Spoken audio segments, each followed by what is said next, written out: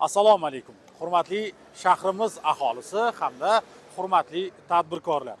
Guvohi bo'lib turganingiz kabi biz ayni payt shahrimizdagi Sobir Rahimov mahalla fuqarolar yig'iniga qarashli G'ijduvon ko'chasidamiz va bu yerda hurmatli tadbirkorlarimiz tomonidan reklama qonunchilik talablariga rioya qilmagan holatlar aniqlanib, demontaj ishlari olib borilmoqda va biz barcha tadbirkorlarimizdan iltimos qilib qolgan bo'lardik. Agarki siz faoliyat yuritayotgan tadbirkorlik subyektingizda reklama qonunchilik talablariga rioya qilinmagan bo'lsa, bugundanoq barcha reklama vositalarini talab darajasida o'rnatishingizni so'rab qolgan bo'lardik. Aks holda demontaj ishlari sizda ham olib borilishi mumkin.